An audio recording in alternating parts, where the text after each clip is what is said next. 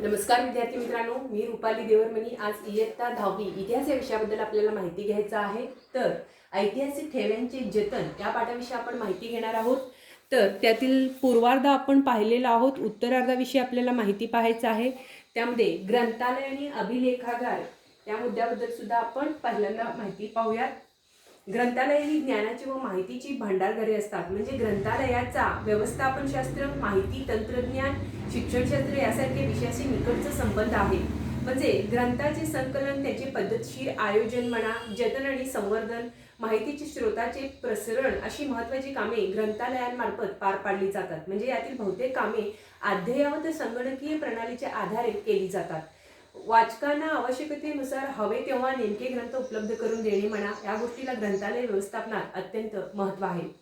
तक्षशिला विद्यापीठ येथील ग्रंथालय म्हणजे इसवी सन पूर्व सुमारे 5वे शतक ते इसवी सन 5वे शतक म्हणजे मेसोपोटोमियातील आसिरियन साम्राज्याचा सम्राट म्हणजे असुरबानिपाल यांचे ग्रंथालय इसवी सन पूर्व ते 7वे शतकामधलं म्हणजे, आणि इजिप्तमधील अलेक्झांड्रिया येथील ग्रंथालय ते कधीचं होतं तर इसवी सन पूर्व 4थ्या शतकामधलं होतं। ही जगातील सर्वाधिक प्राचीन ग्रंथालय असं आपण मानतो। तर तमिळनाडूतील तंजावर येथील सरस्वती महाल ग्रंथालय हे इसवी सनाच्या 16व्या शतकातील नायक राजाच्या काळात बांधले गेलेलं आहे। तर इसवी सन 1675 मध्ये व्यंकोजी राजे भोसले यांनी तंजावर जिंकून घेतले आणि स्वतःचे स्वतंत्र राज्य ते स्थापन केले। अशा प्रकारे व्यंकोजीराजे भोसले आणि त्यांच्या वंशजांनी सरस्वती महाल ग्रंथालय अधिकाधिक समृद्ध केलेलं असून त्यामध्ये सरफोजी राजे भोसले यांचा महत्त्वाचा वाटा होता। त्यांच्या सन्मानार्थ इसवी सन 1918 मध्ये या ग्रंथालयाला त्याचे नाव देण्यात आलेलं आहे। म्हणजे या ग्रंथालयाच्या संग्रहालयात सुमारे 49,000 ग्रंथ आहेत। भारतातील अनेक ग्रंथालयांपैकी काही ग्रंथालये विशेष नोंद घेण्यासारखी आहेत।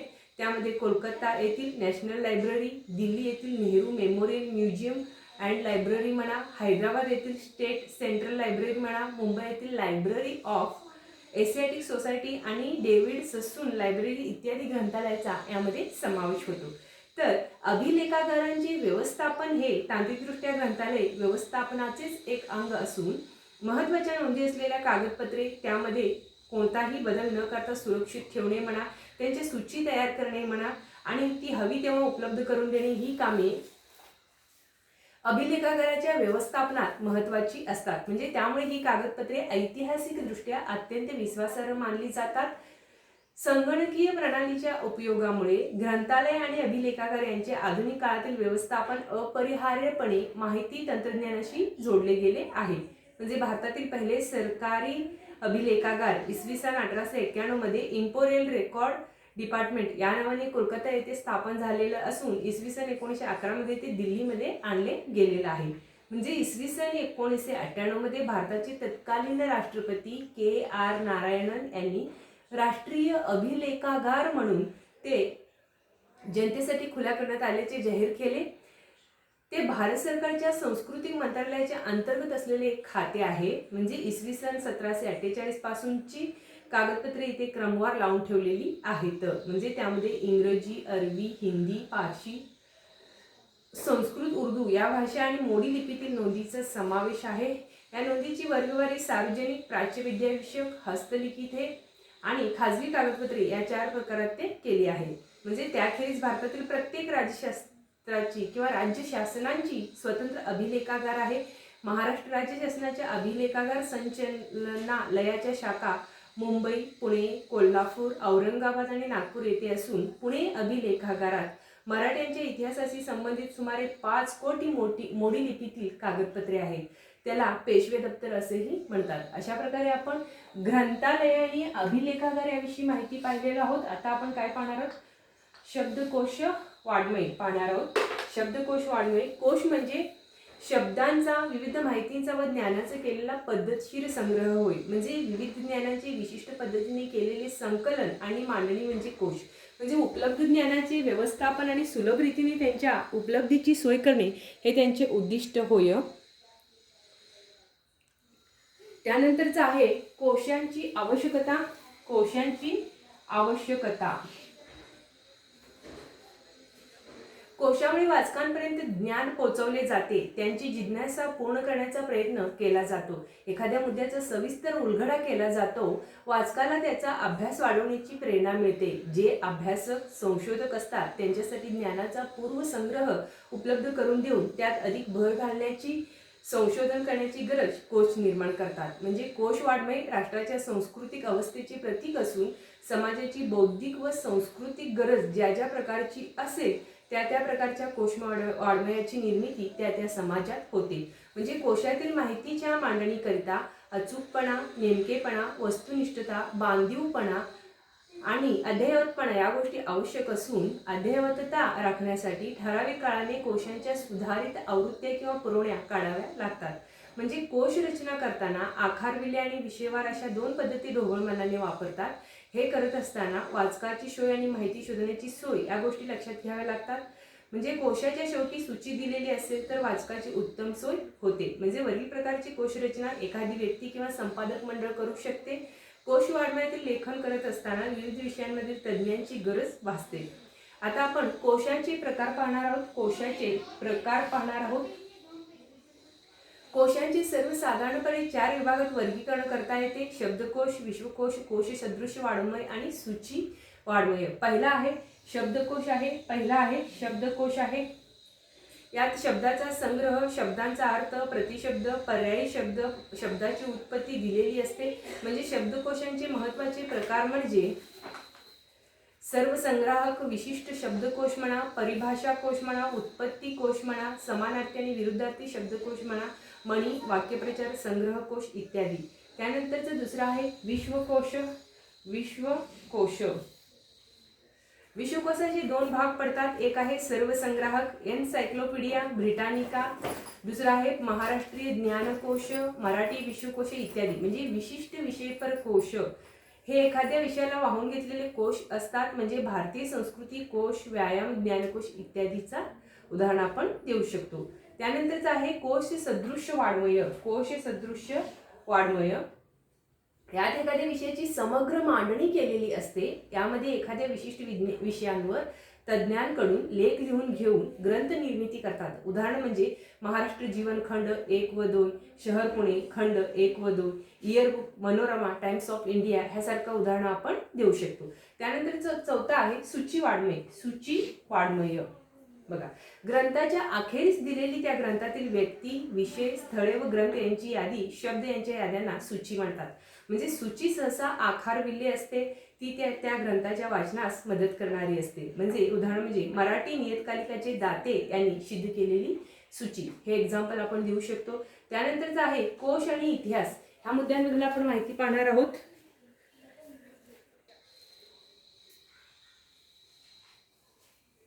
पुढचा महत्त्वपूर्ण मुद्दा आहे कोश आणि इतिहास. बघा, इतिहास विषयात आणि कोशात वस्तुनिष्ठतेला महत्त्व असते. हा या दोघांमधील समान धागा आहे. म्हणजे प्रत्येक राष्ट्रातील, प्रत्येक भाषेतील विश्वकोश हे वेगळे असतात, कारण त्यांचे प्राधान्यक्रम वेगळे असतात. स्वराष्ट्राची ध्येयधोरणे, जीवनमूल्ये, आदर्श यांचा प्रभाव कोशावर पडतो. म्हणजे तत्वज्ञान आणि परंपरा यांचाही प्रभाव कोशावर पडतो. राष्ट्रीय अस्मिता जागी करण्याचा प्रयत्न कोशाद्वारे करता येतो. म्हणजे उदाहरण महादेव शास्त्री जोशी संपादित भारतीय संस्कृती कोश म्हणा, जीवनाच्या विविध क्षेत्रांमध्ये ज्ञान सर्वांच्या विकासासाठी उपलब्ध करून देणे म्हणा, ही कोशरचनेची एक प्रेरणा असते. ज्ञानार्जन व ज्ञान प्रसार यास एक जीवन श्रद्धा मानून त्यासाठी व्यक्तिगत व सामूहिक स्वरूपात प्रयत्न केले जातात. म्हणून कोश म्हणजे समाजाचे मानचिन्हच समजले जाते. समाजाची प्रज्ञा आणि प्रतिभा यांचा प्रातिनिधिक आविष्कार कोश रचनेत बघायला मिळतो. अशा प्रकारे कोश आणि इतिहास या मुद्द्यांबद्दल आपण माहिती पाहिलं. आता इतिहास विषयाशी संबंधित कोश पाहणार आहोत. इतिहास विषयाशी संबंधित कोश. इतिहास या विषयातील कोश परंपरा समृद्ध आहे. रघुनाथ भास्कर गोडबोले यांचा भारतवर्षीय प्राचीन ऐतिहासिक कोश हा आद्यकोश आहे. म्हणजे भारतवर्षीय प्राचीन ऐतिहासिक कोशात प्राचीन काळातील भारतीय व्यक्ती आणि स्थळे यांचा अंतर्भाव आहे. या कोशात भारतवर्षात पूर्वी आपणामध्ये जे जे प्रख्यात लोक होऊन गेले त्यांचे स्त्रिया, त्यांचे पुत्र, त्यांचा धर्म आणि त्यांचे देश व राजधान्या म्हणा, तसेच त्या देशातील नद्या व पर्वत इत्यादिकांसहित जो इतिहास तो यात दिला आहे तो. म्हणजे श्रीधर व्यंकटेश केतकर यांचे महाराष्ट्र ज्ञानकोशाचे 23 खंड आहेत. मराठी माणसांना बहुश्रुत करावे, त्यांच्या ज्ञानाची कक्षा विस्तारावी, त्यांच्या विचारांचे क्षेत्र अधिक व्यापक व्हावे आणि जगातील प्रगत लोकांच्या बरोबरीने त्यांनी प्रगल्भ व्हावे ही केतकरांची ज्ञानकोश रचनेमागील भूमिका होती. म्हणजे या खंडांमधून त्यांनी व्यापक इतिहासाची मांडणी केली आहे. या पुढचा महत्त्वाचा कोश म्हणजे भारतवर्षीय चरित्रकोश होय. सिद्धेश्वर शास्त्री चित्राव यांनी भारतीय चरित्रकोश मंडळाची स्थापना करून तिच्यातर्फे भारतवर्षीय प्राचीन चरित्रकोश म्हणजे 1932, भारतवर्षीय मध्ययुगीन चरित्रकोश म्हणजे 1937, भारतवर्षीय अर्वाचीन चरित्रकोश म्हणजे 1946 असे 3 चरित्रकोश संपादन प्रसिद्ध केलेले आहेत. या कोशांची कल्पना यावी म्हणून प्राचीन चरित्रकोशातील नोंदी बघता येतील. म्हणजे या कोशात श्रुती, स्मृती, सूत्रे, वेदांगे, उपनिषदे, पुराणे आणि तसेच जैन व बौद्ध साहित्यातील निर्देशित व्यक्तींची माहिती सुद्धा देण्यात आली आहे. आता आपण स्थळकोश पाहणार आहोत. इतिहासाच्या अभ्यासासाठी भूगोल महत्त्वाचा आहे. विविध ऐतिहासिक स्थळांच्या संदर्भात माहिती देणारे कोश आहेत. म्हणजे महानुभव पंथातील मुनिव्यास यांनी रचलेला स्थानापोथी 14वे शतक या ग्रंथात महानुभव पंथाचे प्रवर्तक श्री चक्रधर स्वामी ज्या ज्या गावी गेले त्या त्या गावांची तपशीलवार नोंद आहे. म्हणजे तत्कालीन महाराष्ट्राची कल्पना या ग्रंथावरून येते. लीळा चरित्रातील विविध घटना केव्हा कोणत्या स्थळी व कोणत्या प्रसंगी घडल्या हेही स्थान पोथिकार सांगतात. म्हणजे त्यामुळे श्री चक्रधर स्वामीच्या चरित्र लेखनासाठी हा उत्तम संदर्भ ग्रंथ आहे. दुसरा आहे प्राचीन भारतीय स्थलकोश 1969. सिद्धेश्वर शास्त्री चित्राव यांनी या कोशाची रचना केली आहे. वैदिक साहित्य, कौटिल्य अर्थशास्त्र, पाणिनीचे व्याकरण, वाल्मिकी रामायण, महाभारत, पुराणे, मध्ययुगीन संस्कृत आणि शब्दकोश साहित्य, तसेच पारशी, जैन, बौद्ध, ग्रीक आणि चीनी साहित्य यामधील भौगोलिक स्थळाची माहिती या कोशात दिलेली आहे. त्यानंतरचा आहे विश्वकोश. महाराष्ट्र राज्याचे पहिले मुख्यमंत्री यशवंतराव चव्हाण यांनी मराठी भाषा व साहित्य यांच्या अभिवृद्धीसाठी महाराष्ट्र राज्य साहित्य संस्कृती मंडळाच्या वतीने मराठी विश्वकोश निर्मितीस चालना दिली. म्हणजे तर्कतीर्थ लक्ष्मणशास्त्री जोशी यांच्या नेतृत्वाखाली विश्वकोश निर्मिती सुरू झाली. जगभरातील ज्ञान सार रूपाने या कोशांमध्ये आणले आहे. इतिहास विषयाशी निगडीत असणाऱ्या महत्त्वाच्या नोंदी यात आहेत. म्हणजे भारतीय संस्कृती कोश पुढचा महत्त्वाचा आहे. भारतीय संस्कृती कोश महादेव शास्त्री जोशी यांच्या संपादकत्वाखाली भारतीय संस्कृती कोशाचे 10 खंड तयार करण्यात आले. म्हणजे या कोशामध्ये आसेतू हिमाचल अशा भारताचा इतिहास, भूगोल, भिन्न भाषिक लोकमना, त्यांनी घडवलेला इतिहास, सण, उत्सव, सांस्कृतिक बाबी यांची दखल घेण्यात आली आहे. त्यानंतरचा आहे संज्ञाकोश. इतिहासातील संज्ञा वेगवेगळ्या काढून त्या समजावून सांगणारे कोश इतिहासात तयार करतात. म्हणजे अभ्यासकांना त्याचा उपयोग होतो. इतिहास विषयाच्या अभ्यासकांना कोश रचनेच्या कामात भरपूर संधी उपलब्ध आहेत. कोणत्याही विषयावरचा कोश असो त्याला इतिहासाची जोड देणे आवश्यक असते. प्रत्येक विषयाला इतिहास असतो. इतिहासाचे अभ्यासक कोशाच्या अभ्यासातून घटना कोश, दिनविशेष, व्यक्तिकोश, संज्ञाकोश, स्थलकोश इत्यादी कोश तयार करण्यात सहभागी होऊ शकतात. या पाठ्यपुस्तकाच्या अभ्यासानंतर तुमच्या हेही लक्षात आले असेल की इतिहास या विषयात प्रावीण्य संपादन केले तर अनेक क्षेत्रातील व्यवसायांच्या संधी उपलब्ध होऊ शकतात. म्हणजे या पाठ्यपुस्तकात दिलेल्या माहितीचा उपयोग करून तुम्हाला तुमच्या आवडीप्रमाणे भविष्यातील कार्यक्षेत्र सुद्धा निवडता येईल. अशा प्रकारे इथे आपला प्रकरण संपतो. प्रत्येकाने व्हिडिओ लाईक, शेअर आणि सबस्क्राईब करा. बेल आयकॉन प्रेस करा जेणेकरून प्रत्येक व्हिडिओचं नोटिफिकेशन तुमच्यापर्यंत येत राहील. धन्यवाद.